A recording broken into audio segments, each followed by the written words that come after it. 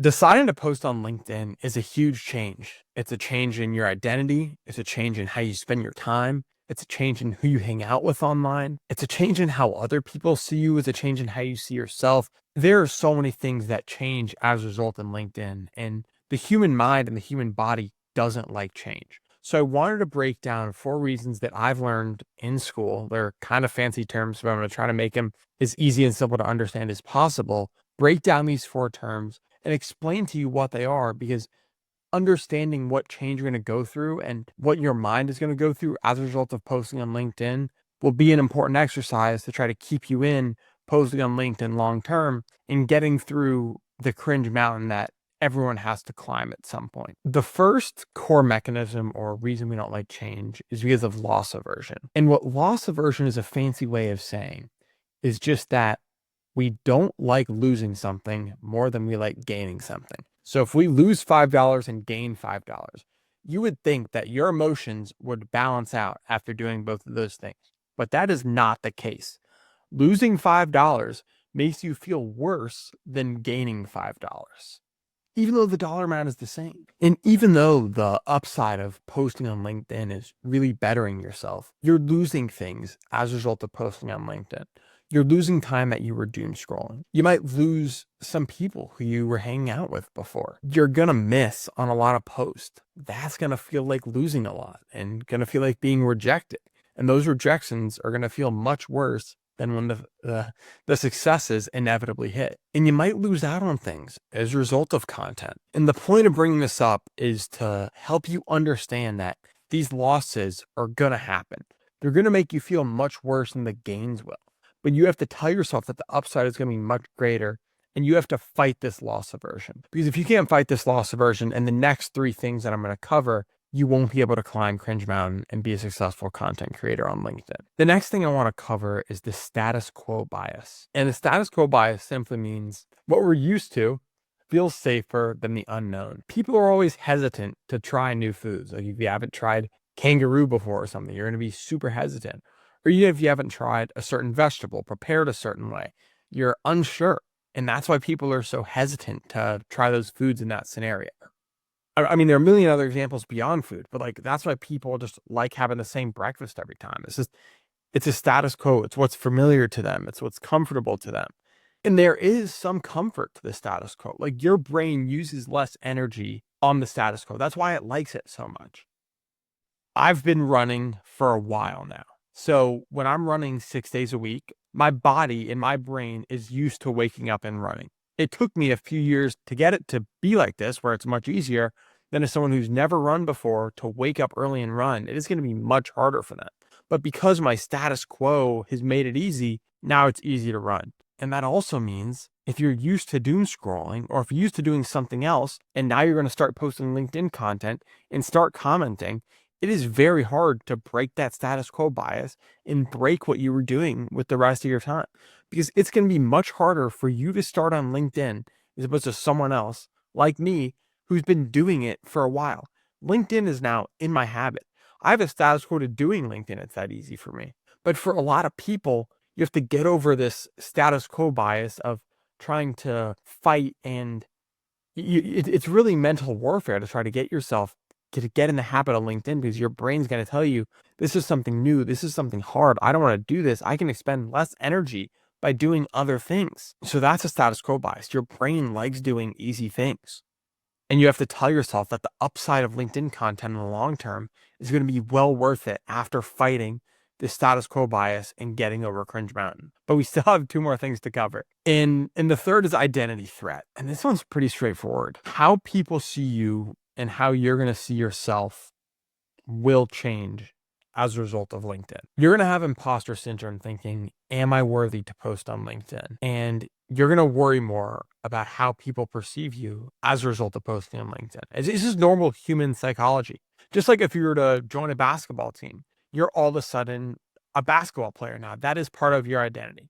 And the same goes when you do something like LinkedIn and spend 5 to 10 hours a week on it, just like you would a basketball team or any other hobby. It's part of who you are now. And that change of who you are now is very difficult to deal with, because at first you might want to play it down, especially if you're not getting that many views. Like, oh, yeah, I've like tried to do it, whatever. And if you can never get yourself to admit that this is something you want to do and that you see yourself doing and really will your LinkedIn success into existence, you won't be able to get there and you'll burn out and you'll never get over Cringe Mountain. Part of getting over Cringe Mountain is getting over this identity threat and trying to change of who you are. And it's tough. People still struggle with imposter syndrome every day. I do. I'll sometimes wonder, like, should I really be posting this? Am I worthy? And the answer is always yes. And I think now, reflecting even on this video, part of me wanting to make this is to show you more specifically what the mental warfare is that you're going to face when posting on LinkedIn. So far, we've gone over loss aversion, losing part of yourself, losing how you're spending your time, and how that's worse than how our brain thinks of gains. We've gone over the status quo bias, how the way you spend your time and the way you see yourself and the way others see you is going to change. And also the identity threat of who you are is changed, and trying to make sure that you see yourself now and see this as part of your journey. Because if you never admit to yourself you're going to be a LinkedIn content creator, you won't be able to have the confidence to do it. And changing your perspective on this really helps and has helped me a lot. And the last thing I want to cover is cognitive load.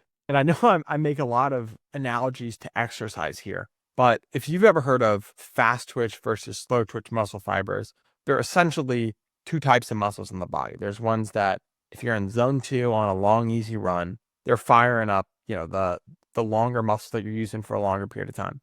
Whereas the fast twitch are the ones you would use when you're sprinting. Two totally different muscle groups. And the same goes with your brain too. I was always like crazy to learn about this in school, but pretty much there's system 1 and system 2. And system 1 is immediately responding to a question. So if you ask me, is the sky blue? I'd say yes, that's system 1.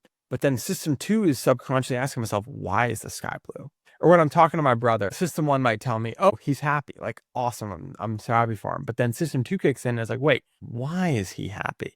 So then, that's kind of to give you a sense of system 1 and system 2. And the reason this is important to talk about with LinkedIn is because at the start, system 1 and system 2 have a lot to do with making good content and how you use LinkedIn. Because at the start, you're using system 2. LinkedIn hasn't become a habit for you yet. You're having to constantly tell yourself that you have to lock in on this and not be distracted by the million other notifications we have on our phone, which hopefully should be turned off, but probably aren't, like mine. Like, I get way too distracted. But you have to use system 2 to lock in and tell yourself that this is what you want to do. So every 5 or so seconds, every distraction you have to fight and tell yourself that, yes, I'm committed to LinkedIn. I want to better myself and I want to build an audience and build a community. And when it comes to writing, you don't want to just be in system 2 the entire time. And I know I've said this in a lot of previous posts and podcasts, which you should listen to if you haven't already. But the way to go viral on LinkedIn is to have words that are so easy to understand that even a 5th grader can read, and also trigger emotion. And when you're in system 1 and you're thinking and you're just dumping words on a page, that's where you get that emotion that just triggers people. And that's where you can write so simply. And then when the system 2 comes along to edit is when you're thinking too many questions, like, is this too simple? Is this not controversial enough? So then you might tweak it to make it more safe, or you might tweak the post to lose some of the emotion. And a lot of those analytical parts of our brain lose the parts of social media that inherently go viral. So part of this cognitive load really is understanding when to let system 1 drive and when to let system 2 drive. Because until LinkedIn is a habit and really part of your daily life, it's going to be mental warfare to try to figure out what posts are going to go viral, what formats are going to work. Because for me, it literally took 800 posts to figure out what formats are going to work well.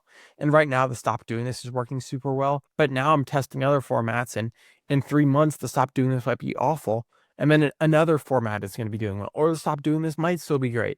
I don't know. These are challenges we deal with all the time in content. But the important part is that they exist, because that'll help you fight them more and become a mentally stronger content creator that can be in it for the longer term. I'm now realizing that this mic was blocking me way too much, my face, and I should have done it more like this on the camera, but whatever. Posting content on LinkedIn is mental warfare. You're dealing with cognitive load, identity threat, status quo bias, and loss aversion. These are all things that your brain is working against you on, and that in the olden days, that would have really helped save you. But when it comes to building an audience, will not save you. I hope this video could shed some light to them and make you less worried about them when you feel these things. Because it's something that I've gone through, and not only talking about it on this podcast, but also acknowledging that they exist has made me a better and more confident content creator and growing my LinkedIn, which is crazy to say, to over 10,000 followers